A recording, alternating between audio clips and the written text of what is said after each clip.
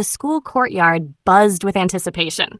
It was the long-awaited cultural excursion day at Makaye Royal International School, and the final year class was headed deep into the heart of Atunzu village, an ancient place steeped in tradition.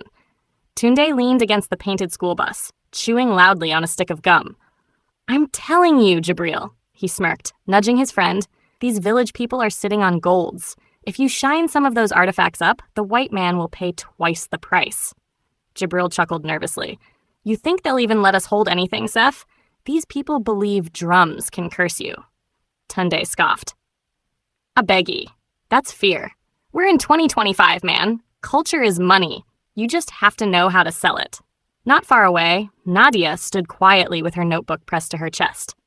She was thinking about what her grandmother once told her. "All students, to the bus now!" called Mr. Abubakar, their history teacher. Grizzled and stiff in movement, but respected for his vast knowledge, he waved his wooden cane like a conductor's baton. The students poured into the two waiting school buses. Tunde picked a seat by the window and slipped in earbuds, pounding fast-paced Afrobeats into his ears. Jibril sat beside him, flipping through his phone. "You really think we could sell something from there?" Tunde grinned. "Let's just stay curious." Hours passed. As they journeyed deeper into the countryside, the concrete of Makaye melted into red earth, the skyline lowered into thick forests, and tarred roads gave way to dusty trails that whipped against the bus windows.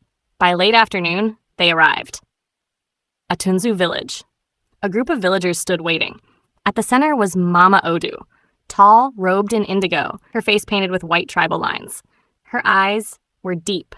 So deep, Nadia found herself holding her breath. "Welcome to Atunzu, children of the city." Her voice was both melody and thunder. "You are guests in a land where history still breathes. Respect it." Tunde nudged Jibril, a little dramatic. But as Mama Odu approached the students, her tone shifted. "There are sacred things here. Some carry stories, some carry spirits. All are not to be touched. The idol of Okuru, especially, must remain untouched." "Idol?" Jibril whispered. Nadia suddenly turned, her eyes focused. Tunde smiled slightly. Too late. He was already curious. That evening, they sat on woven mats under the glow of burning torches, eating yam and groundnut stew served in clay pots. The birds had grown silent. Nadia scribbled in her journal, her eyes flickering to the entrance of the shrine just beyond the courtyard. She could feel something heavy. She rested her pen and closed her eyes, trying to listen. And in the wind, she heard it again. Drums. But no one here was playing. The next day, the students were brought to a round earthen structure, painted with sacred symbols. Smoke curled from small pots outside. A lion's skull sat above the shrine's wooden doorway, draped in red fabric. One by one, they filed in. Inside, the air was thick with incense. At the center of the shrine stood several raised platforms holding artifacts. Drums made from animal hide, iron masks, amulets carved from bone, and dusty calabashes filled with kola nuts. But most haunting of all, in an alcove near the back, surrounded by hand-carved spears and owl feathers, was a statue made of black stone, standing just under a meter tall. Its eyes were hollow, yet staring. Its open mouth bared stone teeth. As the students looked on, a wave of coldness swept over them. "That," said Mama Odu, "is the idol of Okuru, created by the first spirit warrior of Atunzu. It holds the vision of 1,000 warriors, heroes who cannot die because they have never stopped watching." Even those who didn't believe in anything spiritual found themselves oddly quiet. Mama Odu's voice dropped to a whisper. "It is the last of its kind. It is sacred. You must not touch it. You must not photograph it. You must not speak its name in jest." Every student nodded, except Tunde, whose eyes lingered. In the glint of light, he saw something. For a moment, it looked like the statue's eyes moved. As the tour ended and students returned to their sleeping quarters, the wind picked up. Dust floated from the ground in soft spirals. Somewhere, a goat screamed and then went silent. Tunde lay awake in the woven mat hut, staring at the thatched roof above him. "Did you see the gold threads on that statue?" he whispered to Jibril, who lay next to him. Jibril groaned. "Bro, please, I'm trying to sleep. That place was not normal." Tunde smirked. "Exactly. Imagine how much that idol could be worth. We steal it, we drop it in Lagos at an auction house. We'll be set. You day mad?" Jibril hissed. Did you not hear her? That thing has eyes! Tunde turned over, his confidence unswayed. We'll only be blind if we keep living like everyone else. Outside, Mama Odu stood beneath the baobab tree, staring toward the boys' hut. Her walking stick tapped the ground once, twice, then stopped. There are eyes in the wind tonight, she said softly to no one. Inside the students' huts, most of the children had already drifted to sleep, tired from travel and cultural immersion. But not everyone slept. Tunde lay back on his straw mat, staring at the flickering torchlight on the mud walls. His jaw was clenched, his thoughts spinning. He could still see the gleam from the idol's crown, the gold threads woven through the ash wood. Beside him, Jibril stirred. You still thinking about that thing? He whispered. Tunde sat up. I've made up my mind. Jibril didn't respond. Tunde leaned closer. We're going. Tonight. While everyone's still asleep. Jibril sat up slowly. Guy, that thing is different. My ears were ringing the whole time we were in that shrine. I felt like something was breathing on my neck. Exactly, Tunde said, voice low and cunning. That's not fear. That's power. The real kind. You think anyone else here will dare touch it? Nah, this is once in a lifetime. Jibril hesitated. Then he sighed. Who else is coming? I already told Segun and Bello. They're on standby. You in or not? A long pause. I'm in, Jibril said finally. But if things go wrong, I'll say I warned you.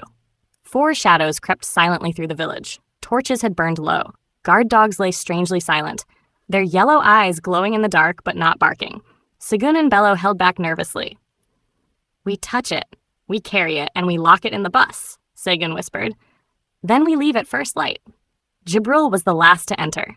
As they stepped inside the shrine, the air grew abnormally cold. Each footstep echoed like it was dropping into an empty well. The artifacts still stood where they'd been, but the idol of Okuru, seemed larger now. Taller. Its head tilted ever so slightly to the side, no longer as still as before. Tunde ignored the chill racing down his spine, his eyes locked on the idol, its surface sparkling faintly even in the dim. He reached into his bag, pulled out a tightly folded cloth, and approached. As he lifted the cloth to cover the idol, a whisper echoed from the shadows. Tunde froze. Did you hear that? Bello whispered. The idol was heavier than it looked. They managed to carry it between them. As they backed out, a gust of wind blew from inside the shrine, putting out the remaining torches in a single breath. They returned to the bus and hid the idol inside the rear luggage trunk, covering it with woven clothes and travel blankets. Tunde sighed in victory as he wiped sweat from his brow. We'll be legends, he grinned, the fire of greed burning in his voice. But behind them, something moved in the trees. Mama Odu sat upright from her mat in the shrine's inner house. Her bones straightened, eyes wide, mouth whispering effortlessly. They have broken the seal. Okuru is walking. She stood slowly, walked out beneath the moonlight, now full and blood orange, and raised her staff toward the east. Far above, a vulture circled. Nadia awoke. The air smelled wrong. She sat up, rubbing her arms, then noticed Tunde's mat was empty. So was Jibril's. So were Segun's and Bello's. Suddenly, she felt as if the walls were closing in. She slipped to her feet and peered outside just in time to hear the rhythmic rise of a drumbeat. She whispered, "What have they done?" Morning came. The students packed their things, unaware that something sacred had been taken in the night. Nadia stood at the edge of the shrine compound, watching Mama Odu as she drew lines into the ground with a piece of white chalk. One was a spiral, one was a snake eating its tail. The last, a single eye with tears falling from it. "You're worried," Nadia said gently. Mama Odu didn't look up. When she finally looked up, her painted eyes like storm clouds. The students boarded the buses clumsily. The road out of Atunzu was narrow and winding, shrouded in forest and mystery. Tunde sat near the back of the bus, sunglasses on. He hadn't spoken much that morning. His head ached. The idol was hidden deep in the luggage compartment, wrapped in blankets and rope. Segun and Bello had barely made eye contact with anyone all morning. Jibril, sitting 2 rows ahead, rubbed his eyes constantly. But across the aisle, Nadia watched them through narrowed eyes. She had noticed the shuffling after midnight, the whispering. As the 2 buses rolled through a dense part of the road, the air thickened. Tunde blinked. "Tunde! Tundi!" He turned sharply. "Did you call my name?" He whispered to Jibril.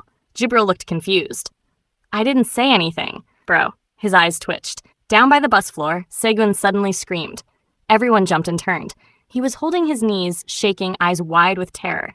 Bro, I think I saw someone under the seat. A face. It was looking at me. The other students laughed nervously. Maybe a ghost goat, someone joked. But then the lights inside the bus flickered and died. The engine growled. They stopped. What's going on? Mr. Abu Bakr asked from the front bus, now parked behind them.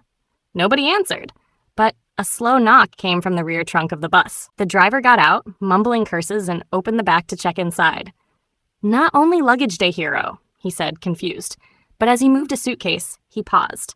His hands were shaking. Who put this stone thing here? Tunde nearly choked. Jibril looked like he might faint. Before anyone else could see it, Tunde ran back with his hoodie in hand. Oh, that's part of my art project, he lied. Just a replica sculpture. We used it for our assignment earlier. I forgot. Mama Odu's words rang again in Nadia's mind. Some things are never meant to be carried out of their land. They restarted the engine after a while. Everyone was quiet now.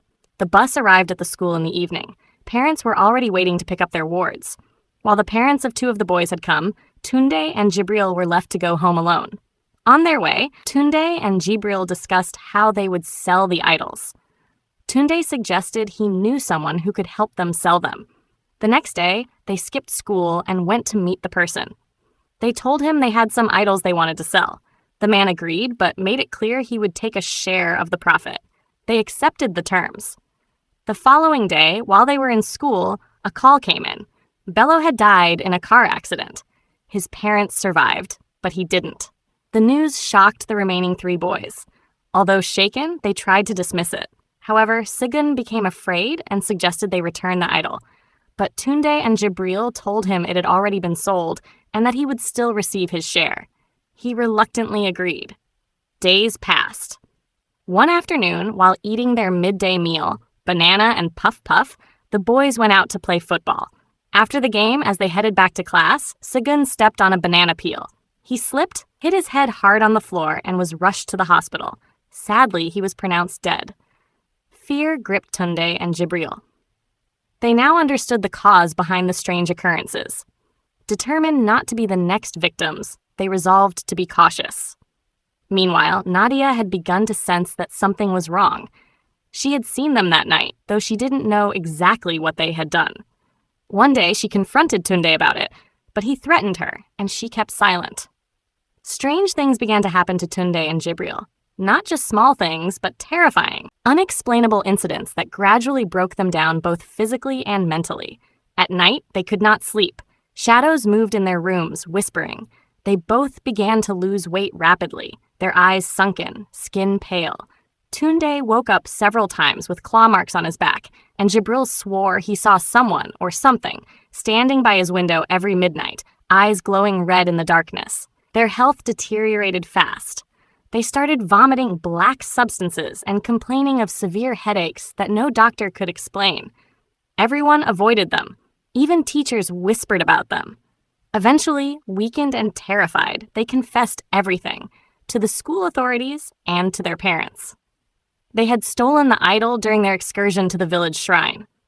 The truth could no longer be hidden.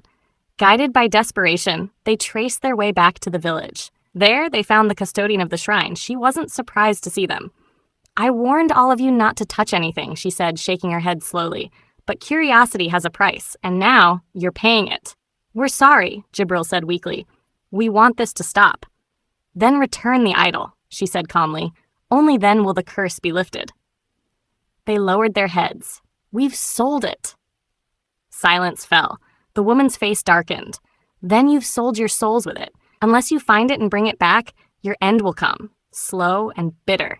The spirits tied to that idol will not rest. They will drag you, one by one, into their world. With time running out, they contacted the man who had helped them sell the idol. But his news was worse. I sold it to someone else, he said nervously. And that person, he shipped it overseas last week. The boys froze. Hope drained from their faces. Jibril looked at Tunde. Tunde looked at the ground. What do we do now? Tunde whispered.